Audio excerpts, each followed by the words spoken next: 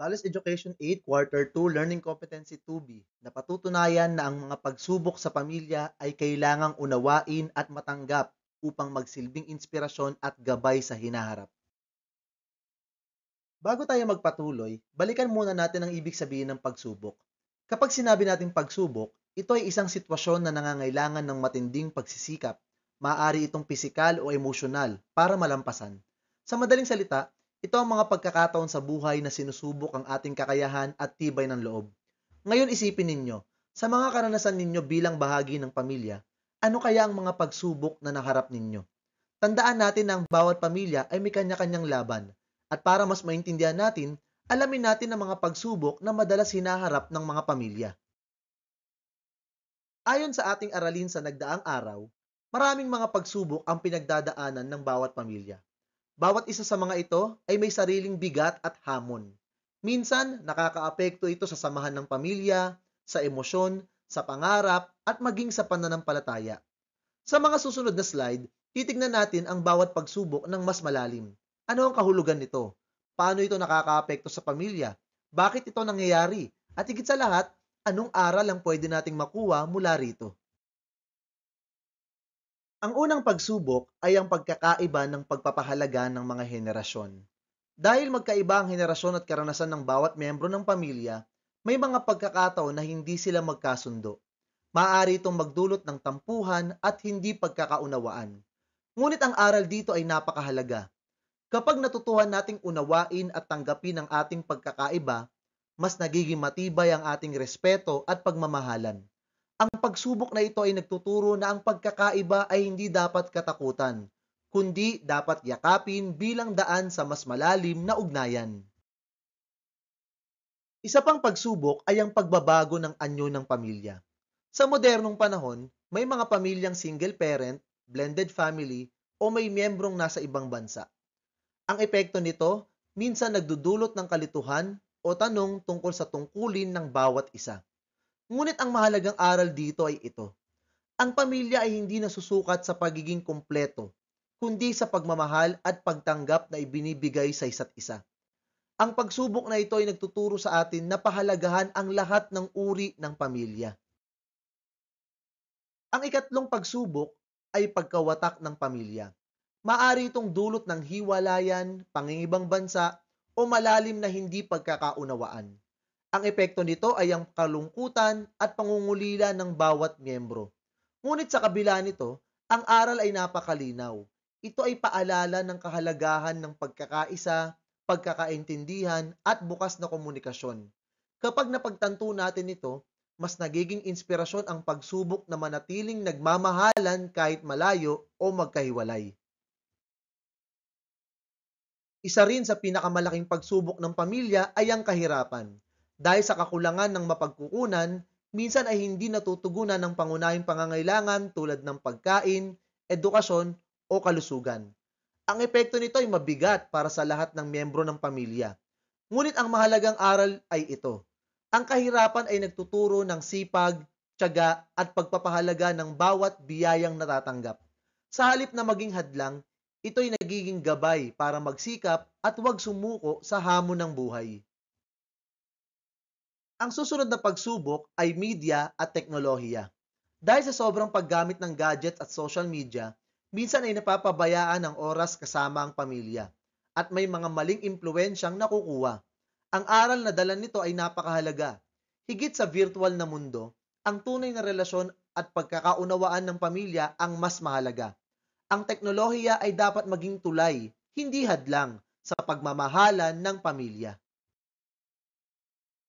Isa ring mabigat na pagsubok ay ang sakit at kamatayan. Ang epekto nito ay matinding lungkot at panghihina ng loob ng pamilya. Ngunit totoo ring bahagi ito ng buhay ng tao. Ang pinakamahalagang aral dito ay ito. Ang sakit at kamatayan ay paalala na dapat pahalagahan ang bawat sandali, alagaan ang isa't isa, at ipakita ang pagmamahal habang may oras pa. Sa ganitong paraan, ang bigat ng pagsubok ay nagiging gabay tungo sa mas malalim na malasakit. Ang huling pagsubok ay bisyo tulad ng alak, droga at iba pa. Ang epekto nito ay pagkasira ng tiwala, alitan at pagkawasak ng magandang samahan. Nangyayari ito dahil sa maling pagpapasya o impluwensya ng kapaligiran. Ngunit ang pinakamahalagang aral, ang bisyo ay nagpapaalala ng halaga ng disiplina, tamang gabay at pagmamahal ng pamilya. Sa halip na tuluyang bumagsak, ang pagsubok na ito ay nagiging inspirasyon para mas pahalagahan ang kalusugan, tiwala at tamang landas. Mga mag-aaral, napag-usapan natin ang iba't ibang pagsubok na kinakaharap ng pamilya. Pagkakaiba ng pagpapahalaga ng mga henerasyon, pagbabago ng anyo ng pamilya, pagkawatak, kahirapan, media at teknolohiya, sakit at kamatayan, at bisyo.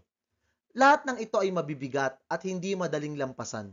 Pero tandaan natin, ang mga pagsubok ay hindi hadlang, kundi pagkakataon para sa paglago. Ang bawat hamon ay nagiging inspirasyon upang mas mahalin ang pamilya, mas pahalagahan ang pagkakaintindihan, at mas maging matatag sa gitna ng buhay. Kaya ang aral na dapat nating baunin ay ito. Ang pagsubok ay hindi dahilan ng pagkawasak, kundi gabay tungo sa mas matibay na pagmamahalan at pagkakaisa ng pamilya. Ngayon naman, kayo na ang magbabalik tanaw. Sa inyong journal, pumili kayo ng isa sa 7 pagsubok na tinalakay natin. Maaring ito ay nararanasan ninyo ngayon o naranasan na ng inyong pamilya. Isulat kung paano ito nakaapekto sa inyo. Maaring sa inyong damdamin, sa relasyon sa pamilya, o sa inyong pag-uugali. At higit sa lahat, isulat kung paano ninyo ito nakikita bilang inspirasyon at gabay sa hinaharap. Tandaan, hindi lang ito pagsubok, kundi daan para maging mas matatag at mas mapagmahal tayong miyembro ng pamilya. Bago tayo magtapos, gusto kong pagnilayan ninyo ito. Ano ang pinakamahalagang aral na nakuha ninyo sa ating talakayan tungkol sa mga pagsubok sa pamilya? Tandaan na lahat ng pamilya ay dumadaan sa hamon. Ngunit nasa atin kung paano natin ito titingnan. Ang tunay na mahalaga ay matutuhan natin na yakapin ang mga pagsubok na ito. Tanggapin sila at gawing inspirasyon upang maging mas mabubuting tao at mas matatag na miyembro ng pamilya. Ang bawat hamon ay maaaring maging gabay patungo sa mas maliwanag na kinabukasan. Pagsasanay, isulat ang T kung ang pangungusap ay wasto o M kung hindi. 1. Ang mga pagsubok sa pamilya ay hindi maiiwasan at lahat ng pamilya ay nakakaranas nito sa iba't ibang paraan. 2. Ang kahirapan ay walang epekto sa relasyon ng pamilya basta't nagmamahalan ang bawat isa. 3. Ang pagkakaiba ng pagpapahalaga ng bawat henerasyon ay maaaring magdulot ng hindi pagkakaunawaan sa pamilya. 4. Ang mga pagsubok sa pamilya ay dapat ituring na inspirasyon at gabay sa hinaharap. At 5. Ang bisyo gaya ng alak, droga at sugal ay nakatutulong upang maging mas matatag ang pamilya. Mga mag-aaral, bago tayo magtapos, kilalanin natin si Job mula sa Biblia. Siya ay isang taong napakayaman, masagana ang buhay at lubos na pinagpala ng Diyos. Ngunit dumating ang panahon na sunod-sunod na matitinding pagsubok ang dumating sa kanya.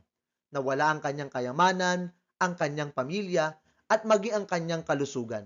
Sa kabila ng lahat ng ito, nanatili siyang tapat at hindi siya nagsalita laban sa Diyos. Nang tanungin siya ng kanyang asawa kung bakit patuloy pa rin siyang tapat sa Diyos kahit dumaranas ng matinding paghihirap, ito ang kanyang sagot. Pagpapala lang ba ang tatanggapin mo sa Diyos? Hindi ba natin tatanggapin kung bigyan niya tayo ng pagdurusa? Mga bata, napakagandang paalala nito. Ang pagsubok ay hindi parusa, kundi bahagi ng buhay at ng ating buhay pamilya. Kung natututo tayong tanggapin ang biyaya, dapat din nating matutuwang tanggapin ang mga hamon. Dahil sa pamamagitan nito, tayo ay tumitibay, natututo at nagiging inspirasyon sa isa't isa. Kung tatanggapin natin ang mga pagsubok ng may pananampalataya tulad ni Job, maaari tayong humugot ng inspirasyon at gabay upang maging mas matatag, mas mapagpakumbaba, at higit na magtiwala sa Diyos. At hanggang dyan lamang po ang ating aralin sa araw na ito. Sana po ay may natutuwang kayo. Salamat po sa panonood at pakikinig. Paalam!